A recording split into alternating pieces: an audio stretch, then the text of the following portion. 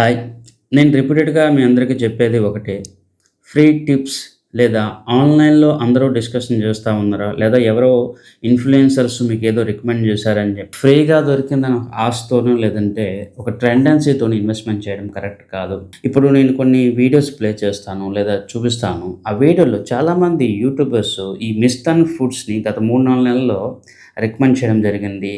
వాళ్ళేదో ఒక analysis report మీకు ఇస్తున్నట్టుగా ఏదో ఫ్రీ టిప్ మీకు ఇస్తున్నట్టుగా చెప్తా ఉంటారు. ఈరోజు సెబీ యొక్క యాక్షన్ తెలుసుకుంటే మిస్టన్ ఫుడ్స్ యొక్క మేనేజ్మెంట్ చేసిన తప్పు గానీ, లేదా స్టాక్స్‌ని మనం అనాలిసిస్ చేసే ప్రాసెస్ గానీ ఎంత తప్పుడు విధానంలో ఉందో మనం అర్థం చేసుకోవాలి. నేను చూస్తా ఉన్నాను చాలామంది ఇన్‌ఫ్లుయెన్సర్స్ లేదా యూట్యూబర్స్ చెప్పేదేంటంటే స్టాక్ అనాలిసిస్ చాలా ఈజీ. కొన్ని టూల్స్ ఉంటాయి. ఆ టూల్స్‌లో మనం ఆహ్, దాన్ని అనాలిసిస్ చాలా ఈజీగా తెలుసుకోవచ్చు. కొన్ని పారామీటర్స్ ద్వారా చాలా ఈజీగా మనం అర్థం చేసుకోవచ్చు అని చెప్పి వాళ్ళకి తెలియని సగం నాలెడ్జ్‌తోని మార్కెట్‌ని చెడగొడతా ఉన్నారు. అండ్ పీపుల్ కూడా వీళ్ళకి ఫ్రీగా ఏదో ఇన్ఫర్మేషన్ వస్తుందనో, లేదా ఎక్స్‌పెరిమెంటల్ మైండ్ లేదా క్యూరియాసిటీ ఎక్కువ అవ్వడం వల్ల స్టాక్ అనాలిసిస్ ప్రాసెస్‌లో మితిమీరిన ఉత్సాహం చూపించి అవసరం లేని ఎక్స్‌ట్రా టెండెన్సీని కనబరిచి మార్కెట్‌లో వాళ్ళకి అమౌంట్‌ని పోగొట్టుకొని చివరికి స్టాక్ మార్కెట్ అంటే ఫ్రాడ్, స్టాక్ మార్కెట్ అంటే పనికిరానిది అనే ఒక కాన్సెప్ట్‌ని క్రియేట్ చేస్తా ఉన్నారు. నేను రిపీటెడ్‌గా చెప్పేది మీ అందరికీ ఇబ్బంది పెట్టొచ్చు లేదా బాధ కలిగించొచ్చు. కానీ నేను చెప్పేదేంటంటే స్టాక్ మార్కెట్, స్టాక్స్ అనాలిసిస్ అనేది ఇట్స్ ఎ లెంథీ సబ్జెక్ట్. ఇది ఒక కోర్స్ ద్వారో లేదా షార్ట్ టర్మ్ నాలెడ్జ్‌తోని మనం ఎంటైర్ మార్కెట్‌ని మేనేజ్ చేసేస్తామంటే కుదరదు. దీనికి ఎక్స్‌పర్టైజ్ ఉండాలి. మార్కెట్‌లో ఎక్స్‌పీరియన్స్ ఉండాలి. ఎవరో 2, 3 వీడియోస్‌లో మీకు ఫ్రీగా ఏదో చెప్పారు. లేదా 2, 3 వీడియోస్ ఏదో చేశారని చెప్తే కాదు. ఒక కంపెనీ యొక్క అనాలిసిస్ అనేది కేవలం మనకి ఉన్న అవైలబుల్ డేటా బేస్డ్‌గా మనం జడ్జ్ చేయలేం.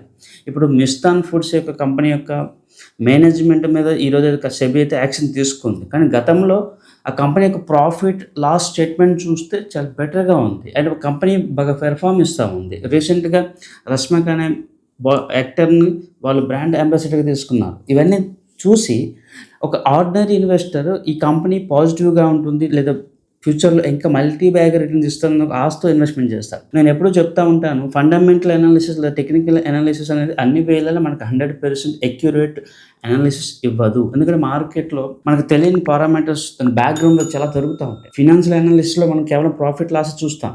కానీ ఆ ప్రాఫిట్ లాస్ కాకుండా ఇంకా ఇతర విషయాలు గానీ, ఈ మనీ స్పిన్ ఆఫ్ అంటాం. ఇంటర్నల్‌గా మనీ ట్రాన్స్‌ఫర్స్ ఎలా జరుగుతా ఉన్నాయి. అన్నిటికన్నా ముఖ్యమైనది అకౌంటింగ్‌లో అకౌంట్స్‌ని మనం మ్యానిపులేట్ చేయడం పెద్ద మ్యాటర్ కాదు. అది ఫైండ్ అవుట్ అయ్యేయడానికి చాలా టైం పట్టొచ్చు. అక్కడ కాకుండా ఇతర రకాల చాలా మ్యానిపులేషన్స్ చేయొచ్చు. స్టాక్ అనాలిసిస్ అనేది మనం కేవలం కొన్ని టూల్స్ ఉపయోగించి మనం జడ్జ్ చేస్తామన్నది ఎప్పుడు కూడా కరెక్ట్ కాదు. అండ్ అన్నిటికన్నా ముఖ్యంగా గత కొన్నాళ్ళుగా నేను మీకు రిపీటెడ్‌గా చెప్పేది చాలామంది యూట్యూబర్స్ ఏదో ఫ్రీ టిప్ ఇస్తామనో, లేదంటే వాళ్ళేదో సోషల్ సర్వీస్ చేస్తున్నట్టుగా కొన్ని టిప్స్ అయితే ఇస్తా ఉన్నారు. జనరల్‌గా పబ్లిక్ ఏముంటుంది ఏదైనా ఫ్రీగా వస్తదంటే ఒక ఆశ ఉంటుంది కాబట్టి, ఇలాంటి టిప్స్‌ని నమ్మడము లేదా వీళ్ళే స్టాక్ మార్కెట్ గురూస్, వీళ్ళే అనలిస్టులు అని చెప్పేసి పబ్లిక్ అనుకోవడం జరుగుతూ ఉంటుంది. నేను అందరికీ చెప్పేది ఒకటే. నిజంగా ఈ యూట్యూబర్స్ లేదా ఈ స్టాక్ మార్కెట్ పండితులు నిజంగా వీళ్ళకి అనాలిసిస్‌లో అంతా వస్తే సెబీ రిజిస్ట్రేషన్ తీసుకొని అనాలిసిస్ ఇవ్వచ్చు కదా! సెబీ రిజిస్టర్ సర్వీసెస్ ఇవ్వచ్చు కదా! మరి అది కాకుండా యూట్యూబ్‌లో ఫ్రీ టిప్స్ ఇవ్వడం ఎందుకు? సో, ఇది అర్థం చేసుకున్నంత వరకు ప్రజలు ఇలాంటి ట్రాప్‌లో పడతా ఉంటారు. ముఖ్యంగా మనం అర్థం చేసుకోవాల్సింది స్టాక్స్ అనాలిసిస్ అనేది ఎప్పుడూ కూడా continuous process. And stock analysis అనేది మల్టిపుల్ డైమెన్షన్స్‌లో మనం తెలుసుకోవాలి. అండ్ దీనికి డిఫరెంట్ స్ట్రాటజీస్ మనం తెలుసుకోవాలి. కంపెనీ యొక్క ప్రమోటర్స్‌తో మాట్లాడాలి. ప్రమోటర్ యొక్క మైండ్ సెట్ తెలుసుకోవాలి. నేను నా ఓలా గానీ లేదా ఇతర స్టాక్స్ అనాలిసిస్‌లో నేను చెప్పింది ఒకటే. మనకి కంపెనీ ఫండమెంటల్ అనాలిసిస్ అనేది వీటికి మనం యూజ్ చేయలేం. ఎందుకంటే ఇక్కడ ప్రమోటర్ యొక్క మైండ్ సెట్‌ని అర్థం చేసుకోవడం చాలా ఇంపార్టెంట్. సో, కానీ జనరల్‌గా మీకున్న నాలెడ్జ్ లేదంటే మీకున్న ఇన్ఫర్మేషన్ ఏంటంటే టెక్నికల్ అనాలిసిస్, ఫండమెంటల్ అనాలిసిస్‌తో మన ఒక కంపెనీని జడ్జ్ చేసుకుంటామని చెప్పి చాలామంది చెప్తా ఉంటారు. అది కరెక్ట్. అండ్ మరొకసారి నేను చెప్పింది కరెక్ట్. ఎప్పుడైనా కూడా కంపెనీలో మనం ఫస్ట్ అనలైజ్ చేయాల్సింది ప్రమోటర్స్ మాత్రమే. తర్వాత ఇతర విషయాలు మనం అనలైజ్ చేయొచ్చు. అయితే మిస్టన్ ఫుడ్ యొక్క కేస్ స్టడీ మనందరికీ మరొక లెసన్‌గా మిగిలిపోతుంది.